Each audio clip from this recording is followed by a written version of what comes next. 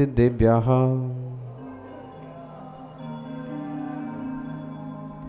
शुल्लक जी महाराज का केसलोन चल रहा है। दिगंबर साधकों की कठोर साधना का एक दृश्य।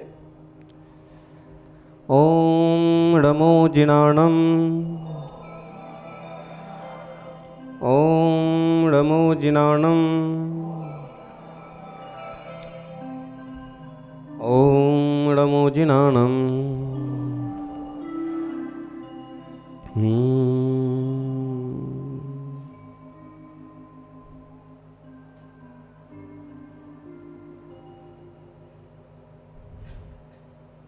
मेरे मन मंदिर में आन पधारो महावीर भगवान। मेरे मन मंदिर में आन,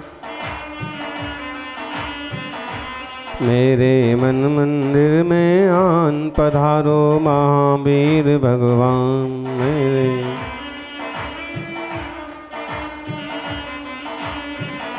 पधारो महावीर भगवान, विराजो महावीर भगवान पधारो।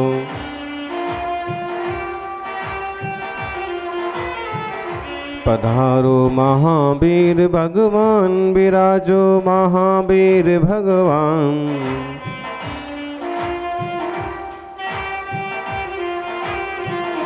मेरे मन मंदिर में आन पधारो महावीर भगवान। मेरे मन मंदिर में, मेरे मन मंदिर में आन पधारो महावीर भगवान।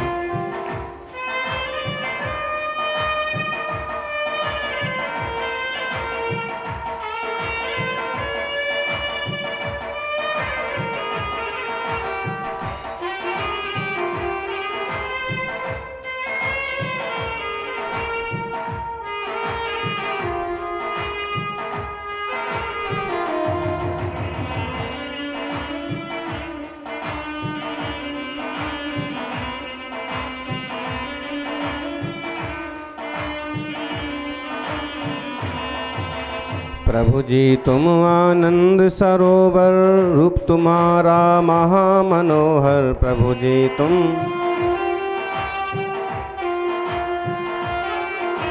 प्रभु जी तुम करुणा के सागर, रूप तुम्हारा महामनोहर।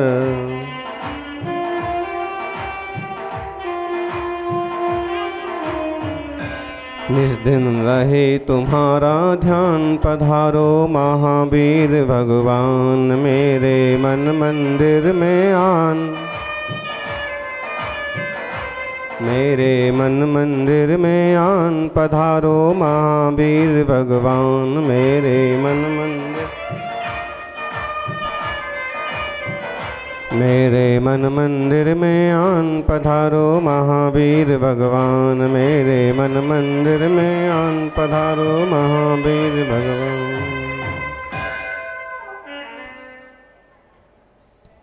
आदिम तीर्थेश्वर आदि विधाता देवाधिदेव महादेव आदिनाथ भगवान की, वर्तमान जिन शासन नायक वर्धमान महावीर भगवान की, आचार्य श्री आदिसागर जी महाराज की, आचार्य श्री महावीर कीर्ति जी महाराज की, तपस्वी सम्राट गुरुदेव आचार्य श्री सन्मति सागर जी महाराज की, बोलिए परम पूज्य आचार्य श्री सुनील सागर जी महाराज की, आचार्य संघ की जय। जयकारा गुरुदेव का, जयकारा गुरुदेव का, जयकारा गुरुदेव का। नमो।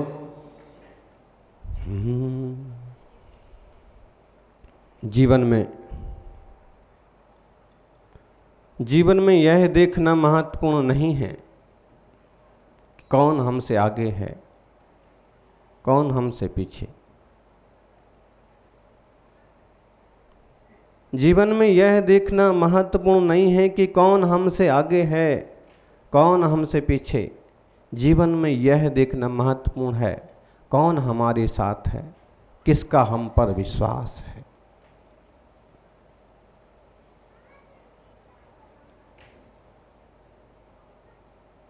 लोगों की जिंदगी इसी ऊहापोह में निकल जाती है कि हम अमुक से आगे हैं और अमुक हमसे आगे। वह हमसे आगे क्यों है, और इसका क्लेश अक्सर कर लोगों को बना रहता है। कोई हमसे पीछे है, नीचे है, तो हम सहन कर लेते हैं। हम पसंद करते हैं कि हमसे कोई नीचे और पीछे रहे, लेकिन हमसे आगे कोई क्यों है यह हम पसंद भी नहीं कर पाते हैं और सहन नहीं कर पाते हैं। आदमी की दुख की जड़ भी यही है, असहिष्णुता की जड़ भी यही है, और अवनति की, बुराइयों की सबसे बड़ी जड़ यही है। किसी धर्म संप्रदाय की दृष्टि से देखिए, किसी परिवार की दृष्टि से, समाज की दृष्टि से देखिए, किसी के नेतागिरी की, अभिनेतागिरी की तरफ से देखिए, और जहाँ केवल यही दृष्टि पड़ी है, यही तुलना पड़ी है कि कौन हमसे आगे है, कौन हमसे पीछे है। हमसे पीछों को देख करके तो हम थोड़ा सा फूल जाते हैं कि हम काफ़ी आगे हैं, लेकिन जब हम अपने से आगे वालों को देखते हैं तो अक्सर कर हम पिछक जाते हैं और हम सहन नहीं कर पाते हैं। और हमसे नीचे, हमसे पीछे कैसे हो, एक कोशिश करेंगे।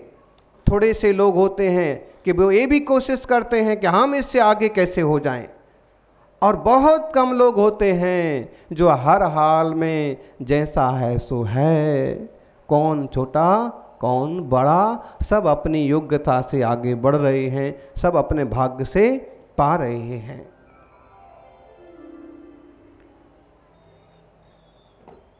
ये तुलना की दृष्टि, छोटे बड़े की दृष्टि दुनिया में सबको पाई जाती है।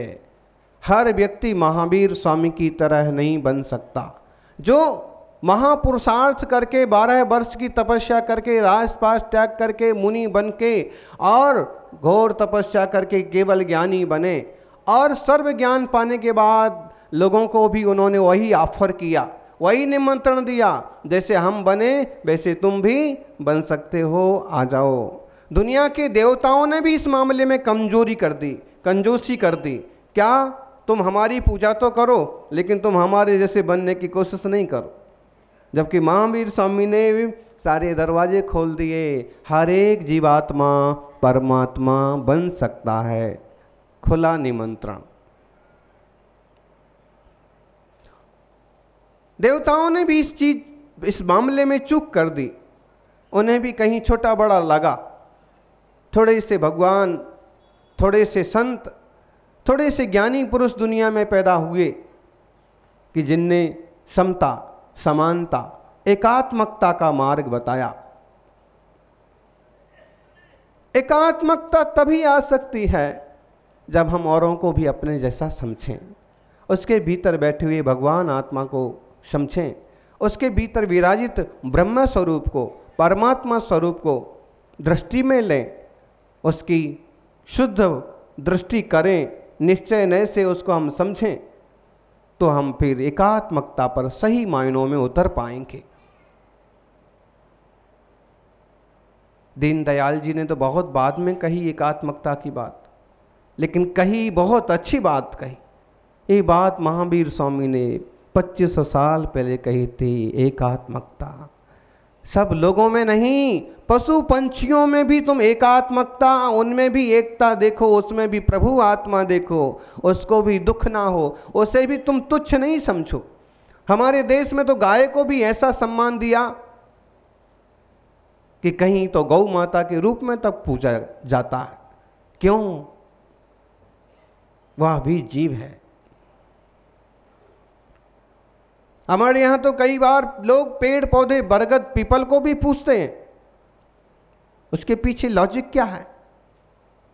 प्रकृति पर्यावरण के लिए तो वो जरूरी है ही, लेकिन उसमें चैतन्य आत्मा भी विराजा है, इसलिए इसे दुख ना पहुंचाइए, काटिए नहीं, नदियों को दूषित मत कीजिए, पर्यावरण को बिगाड़िए नहीं। कितनी गहरी सोच! ऐसी उत्तम संस्कृति, ऐसे भारत के हम रहने वाले हैं, फिर भारत विकास की बात हो तो फिर कहना क्या, और एक एक व्यक्ति विकास करे तो भारत का विकास हो। भारत विकास परिषद के थोड़े से लोग थोड़ी ना भारत का विकास कर लेंगे, वो तो एक आइडिया सुझाएंगे, कोशिशें करेंगे, लेकिन करना सबको पड़ेगा। और विकास अपने से करिए, सबका विकास, सबका साथ, सबका विकास दूसरे तो कौन करेंगे, वो कितना करेंगे, वो अपनी अपनी भावना, लेकिन सबको अपना भी विकास करना चाहिए। और महावीर स्वामी की भाषा में विकास का मतलब है कसाय भावना छोड़ो, बैर भावना छोड़ो, असहिष्णुता छोड़ो, हिंसा छोड़ो, झूठ छोड़ो, चोरी छोड़ो, कुशील व्यभिचार छोड़ो और बहुत ज़्यादा संग्रह करने की प्रवृत्ति का त्याग करो। अनेकांत दृष्टि अपनाओ ताकि तुम्हारी दृष्टि में, तुम्हारे मन में सभी समा सके। और इतना विकास हुआ तो समझो तुम्हारा विकास चालू हुआ, और इसी तरह से और लोगों का विकास हुआ तो फिर भारत का सचमुच का विकास हुआ। हैं? खूब पैसा आ गया, बड़ी दुकान खुल गई, ऊंचा घर बन गया, और भीतर बैठ करके तुम पैग पर पैग लगाए जा रहे हो, वाह खूब कमाई है, एक बोतल और खोलो, खाने में अवक्ष खाए जा रहे हो। तो इस तरह का पैसा, इस तरह की विलासिता, इसे हम भारत का विकास नहीं कह सकते। भारत की आत्मा तो अध्यात्म में बसती है, आध्यात्मिकता। अगर हम लोक व्यवहार की बात करें तो भारत की आत्मा गांव में बसती है, लेकिन हम धर्म ध्यान की बात करें तो आत्मा, भारत की आत्मा अध्यात्म में बसती है। हमने सबको, हमने दुनिया को अध्यात्म परोसा है, अहिंसा परोसी है, दया प्रेम परोसा है, इसलिए हम विश्व ऋषि कहलाए, इसलिए भारत पूज्य कहलाया। जानियो, हमेशा से हमारी दृष्टि रही हमसे आगे कौन है, अच्छा है, हमसे आगे हैं, हम उनसे कुछ सीख लें, हमें उनसे कोई ईर्ष्या नहीं है, हम उनकी टांग खींच के नीचे गिराएं, ऐसे हमारी कोई भावना नहीं है। एक कोशिश जरूर है कि वे इतने आगे कैसे बढ़ गए, उनसे हम ऐसा क्या सीख लें कि हम भी वैसे आगे बढ़ जाएं, अच्छाइयों के मामले में हम भी उनके समकक्ष आ जाएं, ऊंचाई के मामले में हम वैसे हो जाएं। ये हमारी भावना हो सकती है, ईर्ष्या और स्पर्धा नहीं।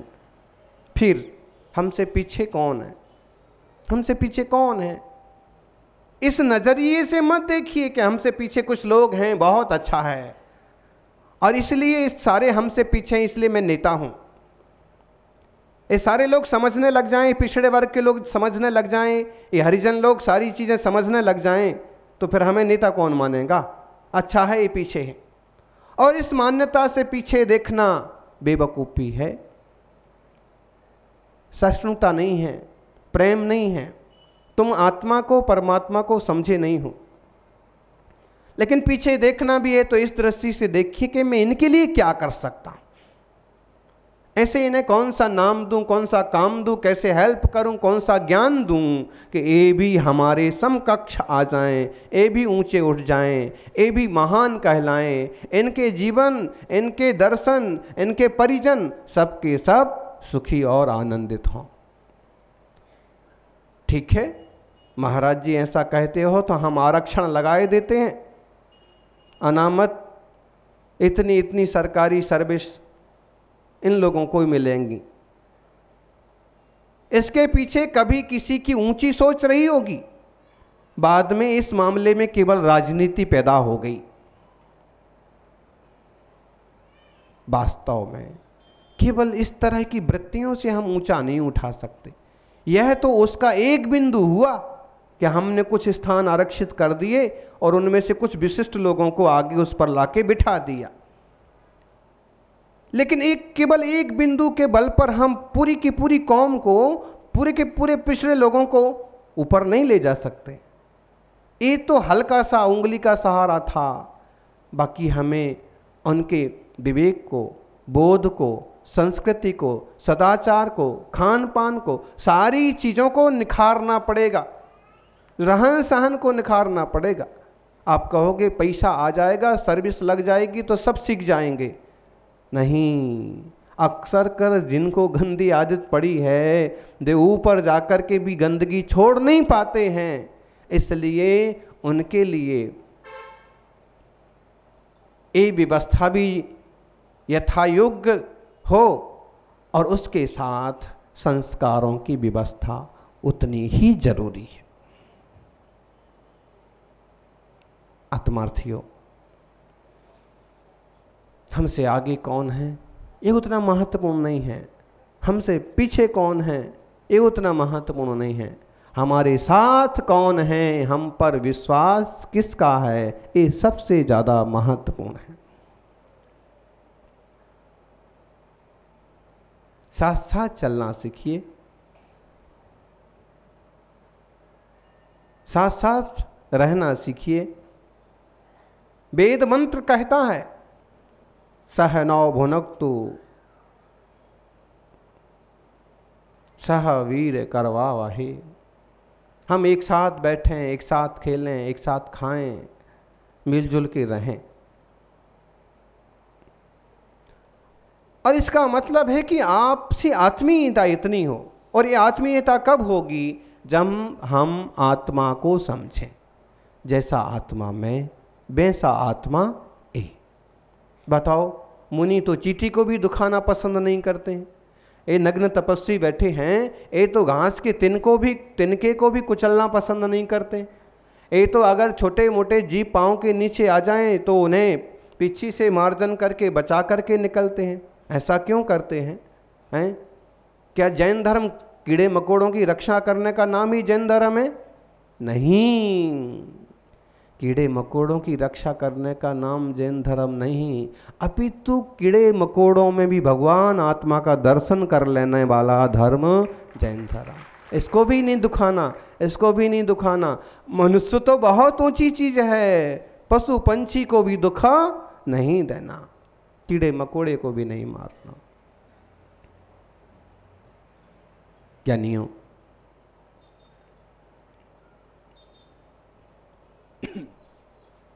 हम जीवन स्तर को बिना अहिंसा के ऊंचा नहीं उठा सकते हैं। अमुक भाई को पीछे से उठा के आगे रख दिया, इनकम भी अच्छी होने लगी, लेकिन शराब की आदत नहीं गई। क्या करेंगे? नुकसान ही करेंगे।